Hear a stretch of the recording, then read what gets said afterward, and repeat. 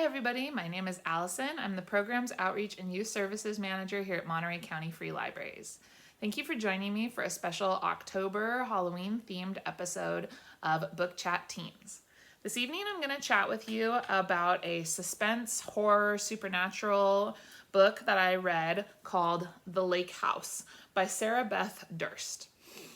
I read this when I was staying in a house on a lake, which is one of my favorite things to do to get the atmosphere going. And this is a perfect thriller for this spookier time of year. So I'm going to read you the inside flap. Claire has grown up cycling through every worst case scenario possible, triple checking locks, counting her steps, second guessing every decision. It's just how she's wired. Her worst case scenarios never actually come true. Until she arrives at the off-the-grid summer camp her parents sent her to, only to find a blackened, burned husk where a lodge should be, and no survivors. Claire and the other two late arrivals, Reva and Mariana, are the only ones left, with no cell service, no electricity, no shelter, and no way back to civilization. Then it becomes very clear none of this is an accident. Something is hunting them. Something that hides in the shadows. Something that refuses to let them leave. If they want to get out of there alive, these three will need to do more than survive. They'll need to unearth the truth, no matter how long it's been buried. So this was a really fun book because it took a lot of different turns and I couldn't predict that any of them were coming.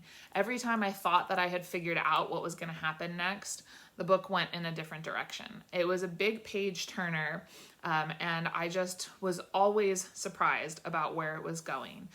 It leaves you with a lot of questions as you go through, so you really want to keep reading and see what's happening. And as I said, there are many different ways this could have played out. So I kind of found that fun because in a sense, this could have been made into like even a choose your own adventure type book, because there were so many different directions that the author could have taken with where this story was going.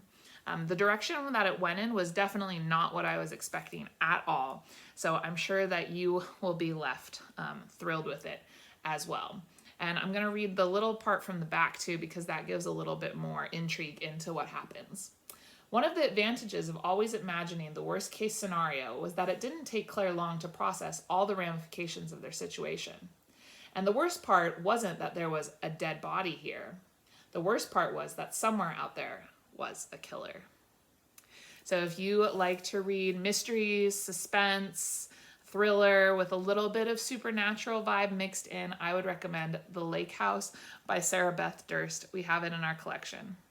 Thank you so much for joining me this evening. I'll see you next time. Bye-bye, everyone.